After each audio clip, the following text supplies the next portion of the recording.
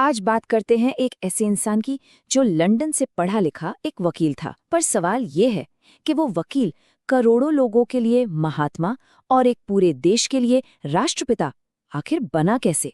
अब ये सवाल सिर्फ इतिहास का एक पन्ना नहीं है, ये एक असाधारण बदलाव की कहानी है। तो चलिए इस सफर को एकदम शुरू से समझते हैं।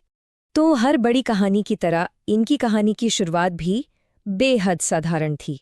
तारीख थी 2 अक्टूबर 1869। जगह गुजरात का पोरबंदर। यहीं मोहनदास करमचंद गांधी का जन्म हुआ था।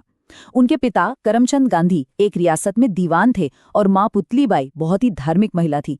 कहते हैं ना कि पहली सीख घर से मिलती है, तो सत्य और अनुशासन के जो संस्कार थे वो उन्हें अपनी माँ से ही विरासत में। उस दौर का जैसा रिवाज था, महज 13 साल की उम्र में ही उनकी शादी कस्तूरबा से हो गई। लेकिन जिंदगी में जो असली मोड़ आया वो तब आया जब वो कानून की पढ़ाई करने के लिए लंदन पहुंचे। अब सोचिए, पश्चिमी दुनिया की वो चकाचौंध, उसके बीच भी उन्होंने सादगी और सच्चाई का रास्ता छोड़ा नहीं, बल्कि और मजबूती से पकड़ लिया। और यही सच का रास्ता उन्हें एक ऐसे देश ले गया जहां एक अकेली घटना ने उनकी जिंदगी की दिशा ही पलट दी। वो जगह थी दक्षिण अफ्रीका।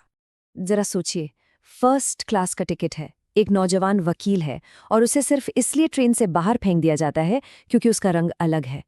ये सिर्फ एक बेइज्जती नहीं थी, नहीं, ये वो चिंगारी थी जिसने उनके अंदर अन्याय के खिलाफ एक आग जला दी थी। और उसी आग से जन्म हुआ सत्याग्रह का।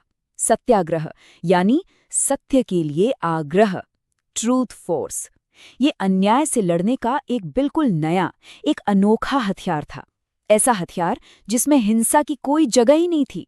और पता है, अगले 21 सालों तक गांधी जी ने इसी हथियार का इस्तेमाल करके दक्षिण अफ्रीका में रंग भेद के खिलाफ एक लंबी लड़ाई लड़ी।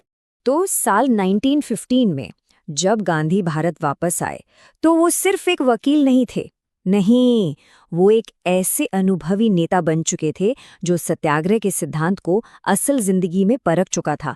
और अब वो अपने देश को आज़ाद कराने के लिए पूरी तरह से तैयार थे। और यहीं से शुरू हुआ आंदोलनों का वो सिलसिला जिसने ब्रिटिश साम्राज्य की नींव हिलाकर रख दी। चाहे वो चंपारण में किसानों के हक की लड़ाई हो या फिर 1920 का असहयोग आंदोलन, 1930 का नमक मार्च हो या 1942 का भारत छोड़ो आंदोलन, एक के बाद एक उन्होंने करोड़ों हिंदुस्तानियों को अहिंसा के एक ही धागे में पिरो दिया। अब जरा इस नंबर को देखिए, 390 किलोमीटर। ये कोई छोटी मोटी दूरी नहीं है। 1930 में गांधी जी ने अपने 78 साथियों के साथ इतनी लंबी दूरी पैदल तय की। और जानते हैं क्यों? सिर्फ एक मुट्ठी नमक बनाने के लिए, अंग्रेजों के बनाए नमक कानून को तोड़ने के लिए।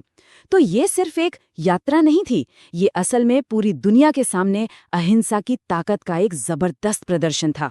ऐसा उन्होंने क्यों किया? क्योंकि उनका अटूट विश्वास था कि अहिंसा ही सबसे बड़ी शक्ति है। ये सिर्फ कहने के लिए एक लाइन नहीं थी, ये उनके हर एक फैसले, हर एक आंदोलन के पीछे की असली ताकत थी, असली प्रेरणा थी। दशकों तक चले इस अहिंसक संघर्ष का नतीजा आखिरकार सामने आया। भारत आज़ाद होने वाला था, लेकिन इस जीत की कहानी में एक बहुत गहरा दर्द भी छिपा हुआ था। 15 अगस्त 1947, वो दिन जब भारत आज़ाद हुआ, सालों की गुलामी खत्म हुई। पर यह आज़ादी अपने साथ बंटवारे का एक ना भरने वाला जख्म लेकर आई। पूरे देश में हिंदू मुस्लिम दंगों की आग भड़क उठी। अब सोचिए, वो इंसान जिसने अपनी पूरी जिंदगी एकता के लिए लगा दी, उसके लिए ये सब देखना किसी भी हार से कहीं ज्यादा तकलीफ दे रहा होगा। और फिर वो मनहूस शाम भी आई, 30 जनवरी 1948। दिल्ली में गांधी जी एक प्रार्थना सभा के लिए जा रहे थे कि तभी नफरत से भरी एक गोली ने उस आवाज को हमेशा के लिए शांत कर दिया जो हमेशा शांति और प्रेम की बात करती थी। उनकी हत्या नाथुराम गॉडसे ने की थी। और उनके लबों पर जो आखिरी शब्द थे वो थे, हे राम। गांधी का शरीर तो चला गया, पर सवाल ये है कि क्या उनके विचार भी चले गए? आज के समय में उनकी विरासत हमारे लिए क्या मायने रखती है? उनकी विरासत असल में 4 मजबूत स्तंभों पर टिकी है। पहला, सत्य, जिसे वो ईश्वर का रूप मानते थे। दूसरा, अहिंसा, जो उनका सबसे बड़ा हथियार था। तीसरा, सभी से प्रेम, बिना किसी भेदभाव के। और चौथा, एक सरल जीवन जो उन्होंने खुद जीकर दिखाया। तो आखिर में सवाल यही उठता है कि आज जब दुनिया नफरत और हिंसा की आग में जल रही है, तब गांधी के सत्य और अहिंसा के विचार कितने प्रासंगिक हैं। क्या एक साधारण से वकील का महात्मा बनने का ये सफर आज भी हम सबको कोई रास्ता दिखा सकता है?